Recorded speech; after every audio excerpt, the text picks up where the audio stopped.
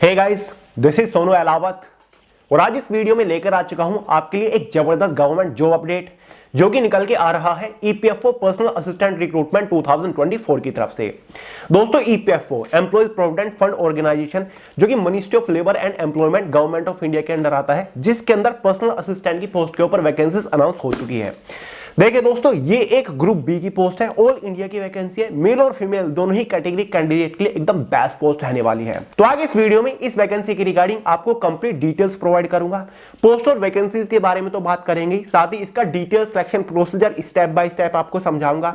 Eligibility criteria के बारे में बात करेंगे, एज लिमिट, एजुकेशन क्वालिफिकेशन की मिनिमम रिक्वायरमेंट क्या रखी गई है, एग्जाम पैटर्न को डिस्कस करेंगे, इसके एग्जाम का डिटेल सिलेबस पीडीएफ फॉर्म में आपको प्रोवाइड कराने की कोशिश करूंगा।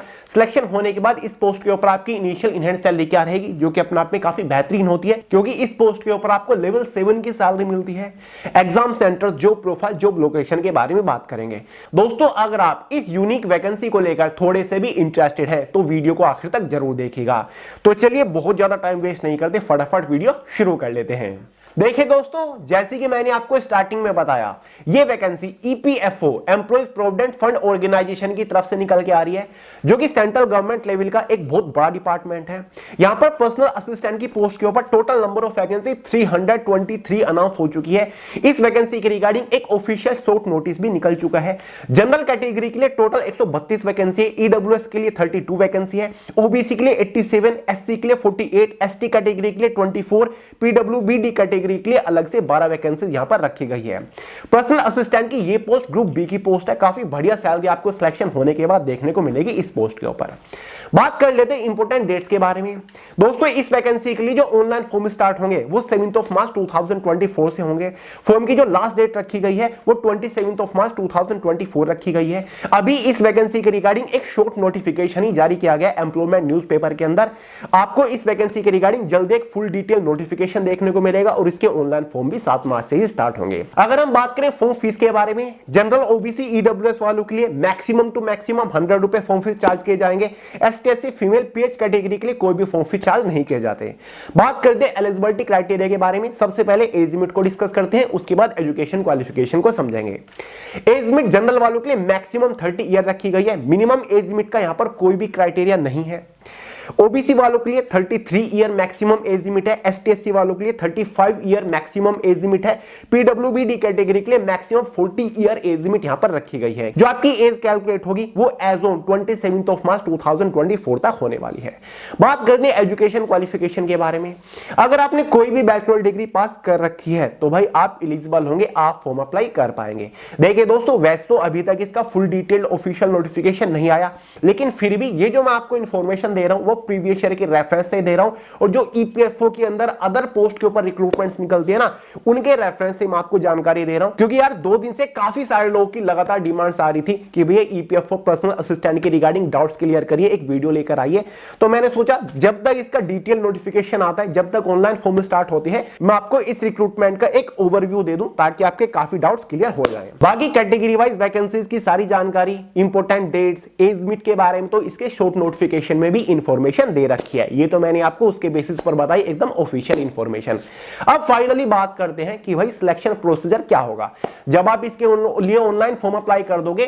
फाइनल सिलेक्शन लेने तक आपको किस किस स्टेज से होकर गुजरना पड़ेगा। देखिए दोस्तों, बेसिकली इसका कंप्लीट सिलेक्शन प्रोसीजर 2 ही मेजर स्टेजेस के ऊपर टिका होगा।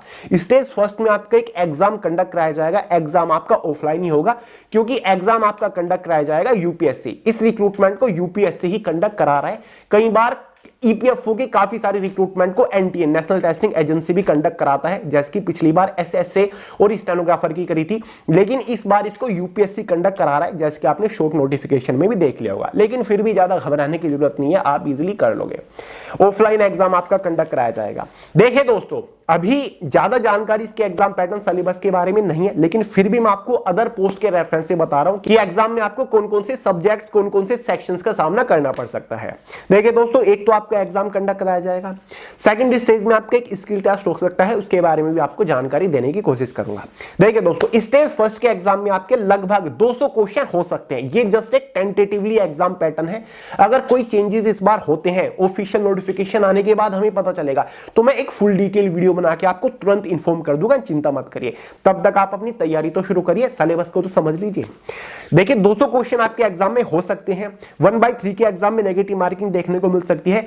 200 ही नंबर का आपका पेपर हो सकता है। 200 क्वेश्चन सोल्व करने के लिए आपके पास 120 मिनट्स हो सकती हैं, ठीक है। अब एग्जाम में कौन कौन से सब्जेक्ट हो सकते हैं, कौन कौन से टॉपिक से एग्जाम में क्वेश्चन पूछे जाएंगे। देखिए वैसे ये टॉपिक तो कॉमन रहेंगे, आपको पढ़ना ही पड़ेगा, चाहे फिर कोई भी बदलाव क्यों ना कर दिया जाए इसके एग्जाम पैटर्न में।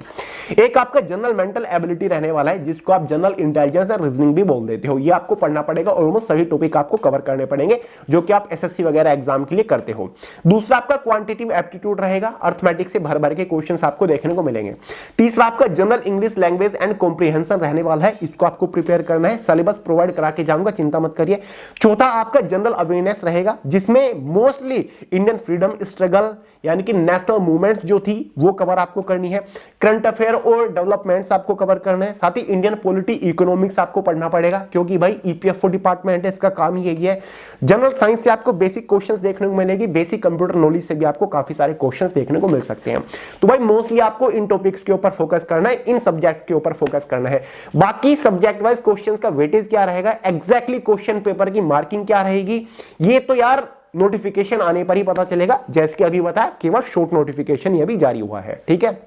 एग्जाम होने के बाद कैटेगरी वाइज एक इनिशियल क्वालिफाइंग कट ऑफ बनेगी। जितने भी नंबर का आपका पेपर रहेगा, उतने नंबर में से ये कैटेगरी वाइज कट ऑफ बनेगी, जो कि डिसाइड करेगी कि क्या आप सेकंड स्टेज मतलब स्किल टेस्ट के लिए क्वालिफाई कर रहे हो।